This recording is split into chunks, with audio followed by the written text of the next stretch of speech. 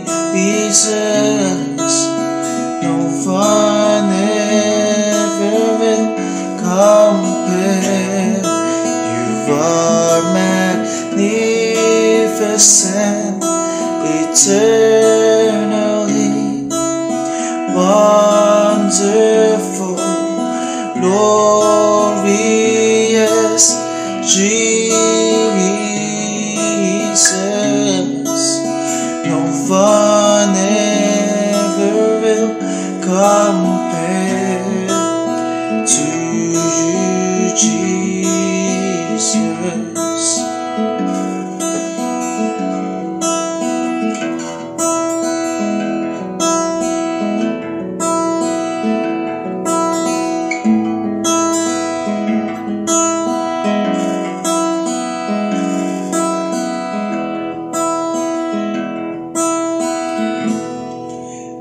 are magnificent, eternally wonderful, glorious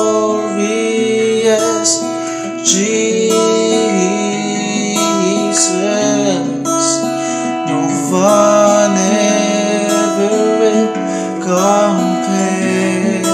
You are magnificent, eternally wonderful, glorious Jesus.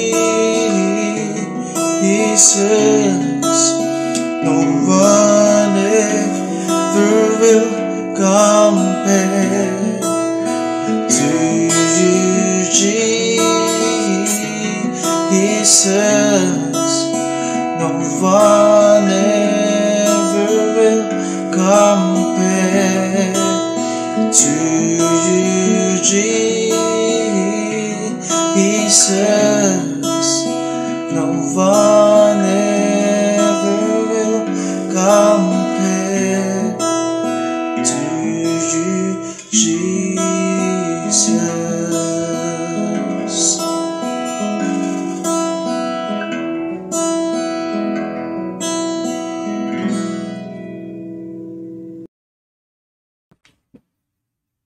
Ang mapagpalang umaga po sa bawat isa. Kamusta po kayo? At maraming pong salamat sa patuloy na inyo pong pagtangkilik sa ating pong morning devotion. So tayo pong muli ay mag-aaral ng kanyang salita. At bago po tayo magsimula, tayo po muna ay manalangin. Dakilang Diyos, pinupurit sinasamba, dinadakila at niwalhati po kita, Ama. Muli po akin pong idinadalangin sa oras na ito ang pagsama ng iyong banal na Espiritu Santo sa aming pong mga buhay.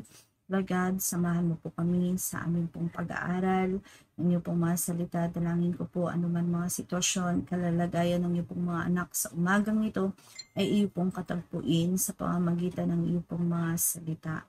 Lord, hinihiling po namin ang patnubay ng iyo pong banal na Espiritu Santo at ang kapahayagang nagmumula sa iyo.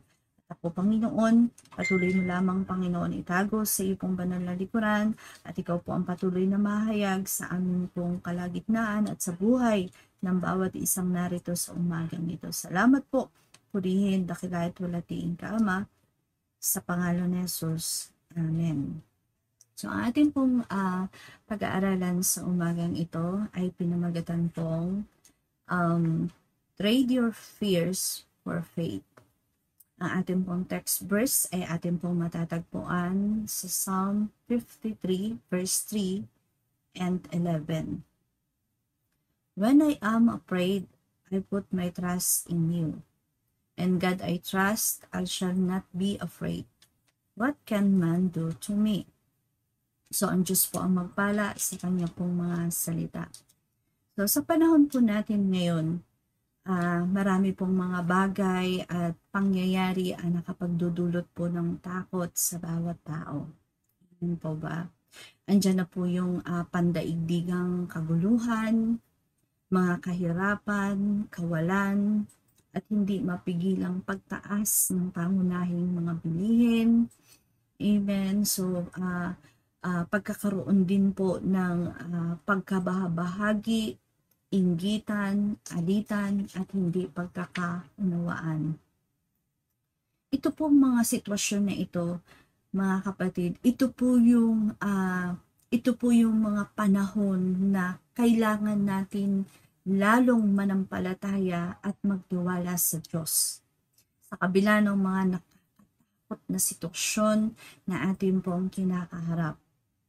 Katulad na lamang po ni David na siyang nagsulat po nitong psalm na humaharap sa nakakatakot na sitwasyon. Sa 1 Samuel chapter 21 verse 10 to up to 15, makikita po natin doon yung kanya pong sitwasyon nang siya po ay tumakas kay Haring Saul dahil gusto siyang ipapatay at nang siya po ay dakpin ng mga Pilisteo sa Gat. So gaano man karaming pinsala ang maaari nating gawin sa ating sarili, gaano man kahirap at kalala ang ating pong mga sitwasyon na kinakaharap sa kasalukuyan, ang pinakamasamang magagawa pa rin natin ay ang tanggihan or baliwaliin natin kung ano po ang kalooban ng Diyos. Amen po ba? So, kailangan nating, lalo na po sa mga panahon natin ngayon, kailangan nating magtiwala sa pangunguna at pangangalaga ng Diyos sa gitna ng ating pong mga kinakatakutang sitwasyon. Kapag tila madilim ang lahat at napakahirap ng sitwasyon, huwag po nating kalilimutan na mayroon pong isang katotohanan. Katotohanan na magbibigay po sa atin ng liwanag para po yung ating pong mga kinakaharap na takot or nadarama po nating takot ay maituon natin ito sa pananampalataya sa Diyos.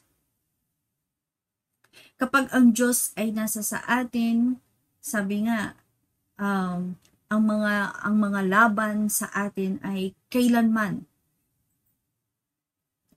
po ay tutulungan ng Diyos ang hindi po sila magtatagumpay. Amen po ba? Amen. So sinabi po ni David na sa kanya pong sitwasyon, sa kanyang kalalagayan, sinabi niya doon po sa ating pong text verse, ano ba ang magagawa sa kanya ng tao? Iisip-isip niya, walang magagawa sa kanya ang tao. Gaano man karaming sakit at pinsala ang magagawa ng tao sa kanya, sinabi ni David, kailanman, sabi niya, hindi siya matatakot. Dahil sa Diyos siya umaasa na mayroong magagawa sa kanya. Sa ating pong mga sitwasyon, maaaring silang maaari pong magdulot ng sakit, pagdurusa at kamatayan.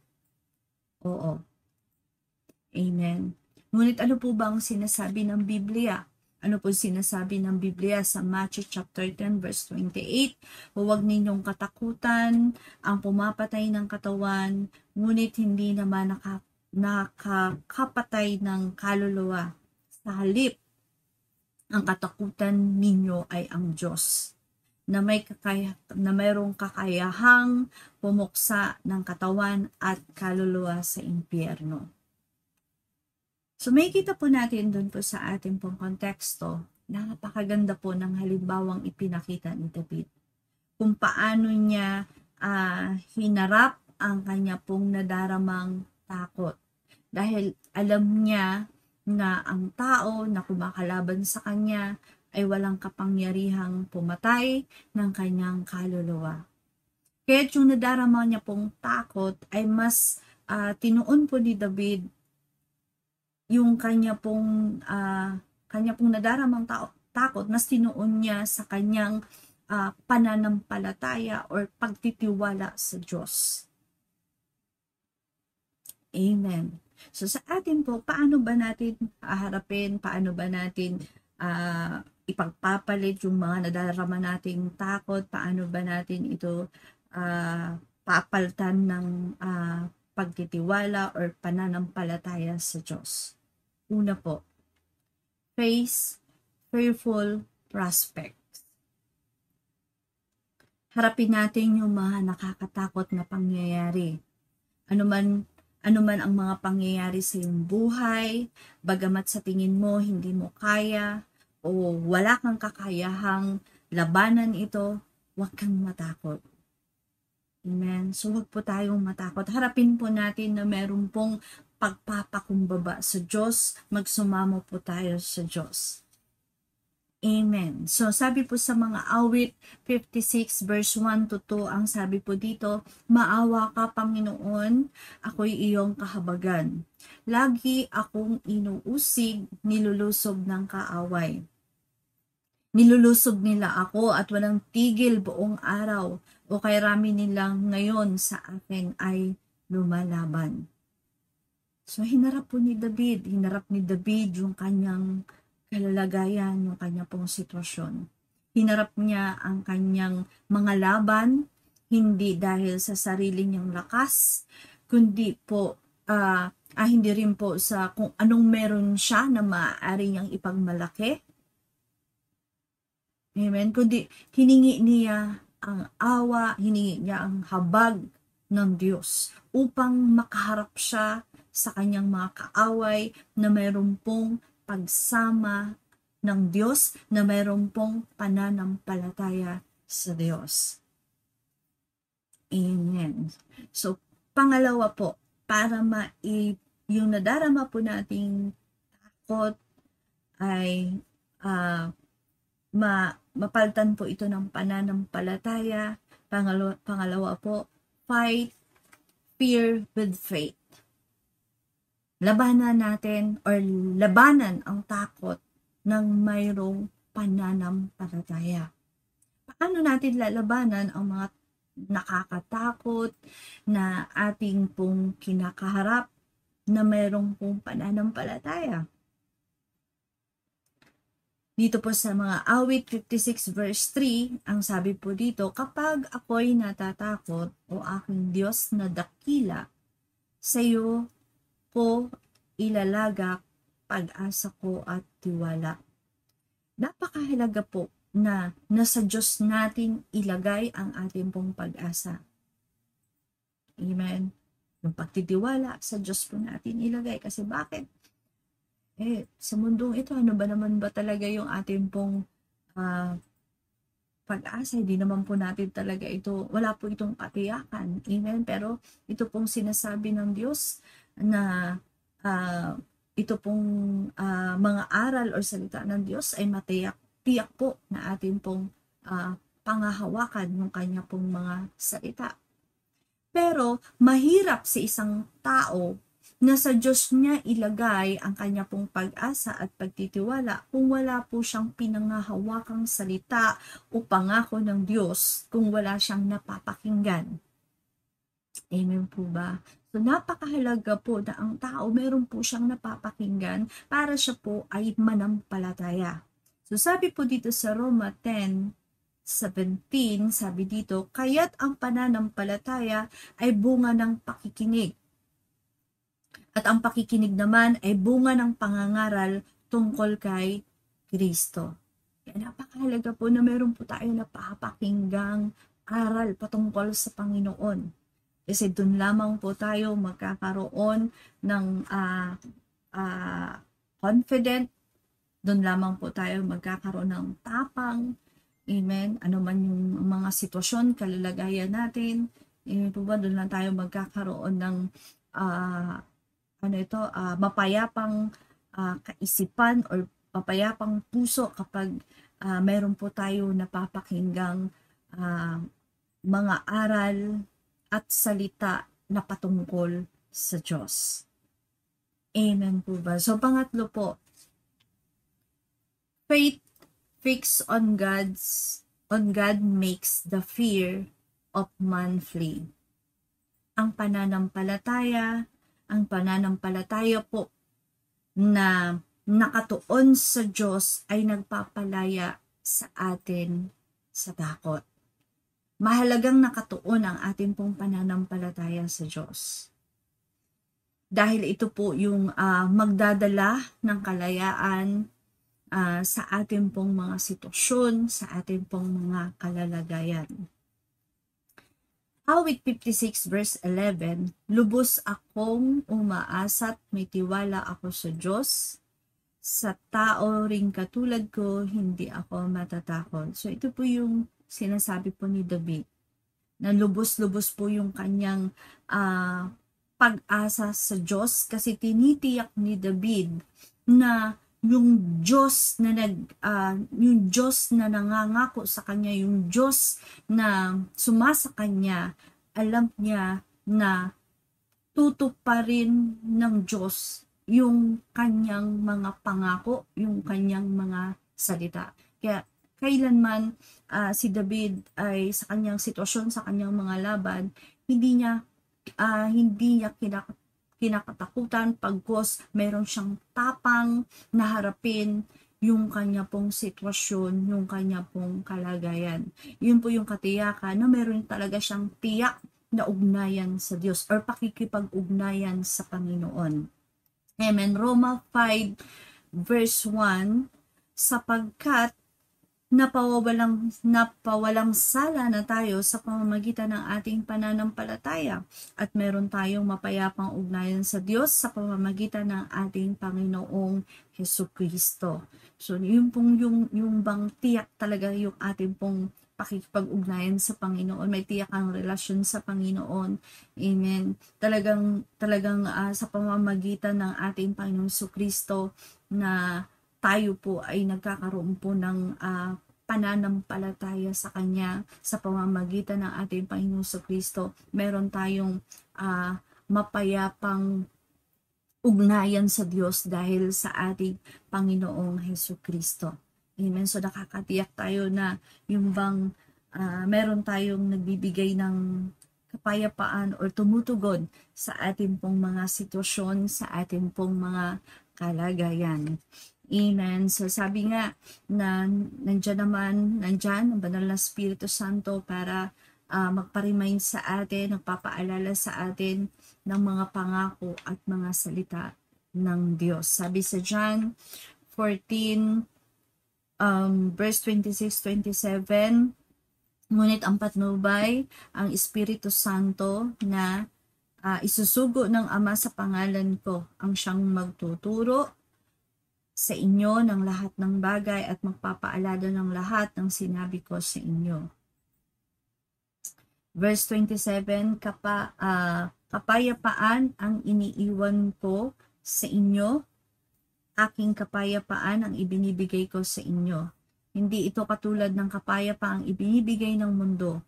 Huwag mabagabag ang inyong kalooban at huwag kayong matatakot. So napakaganda po na ito pong salita ng Diyos, pangako ng Diyos na talaga pong maitanim na mainam sa ating puso, sa ating pong isipan. Kasi bakit po ito po yung salita niya, ito po yung mga pangako niya na ibinibigay niya sa atin, ang magbibigay po sa atin ng pananampalataya na kailanman ang Diyos ay hindi po tayo iiwan, hindi po tayo pababayaan. Amen. Yung ibinibigay ng Diyos na kapayapaan po sa atin ay hindi po temporary.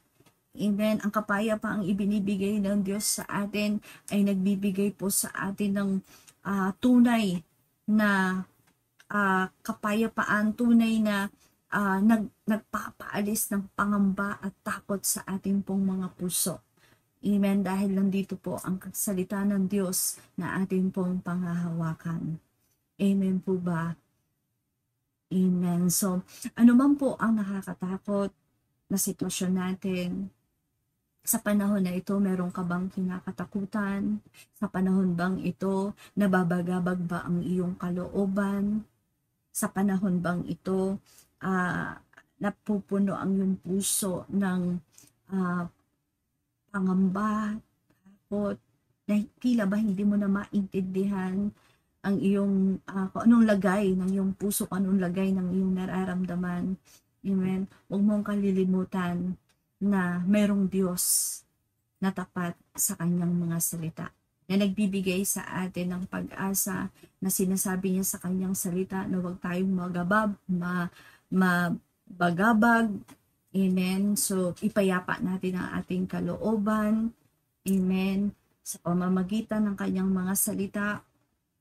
Amen. At tayo po ay lubusang pong manampalataya sa Diyos, magtiwala sa Kanya dahil ang pag-ibig ng Diyos ay nagbibigay po sa atin, yung perfect love po ng Diyos ay nagbibigay po sa atin ng mapayapang buhay, kalayaan, anumang sitwasyon na merong kinakaharap ang bawat isa sa atin. Sabi nga sa John 4:18, di po ba, walang kasamang takot ang pag-ibig at pinapawi ng ganap na pag-ibig ang anumang takot. So, dapat po mag-response po tayo sa Diyos ng meron pong pananampalataya, meron pong pagmamahal sa Diyos. Kasi ang pagmamahal ng Diyos ay nagbibigay po ng tunay na kalayaan. Ang pagmamahal po ng Diyos at ang pananampalataya natin sa Diyos, amen, ay nagbibigay po sa atin ng mapayapang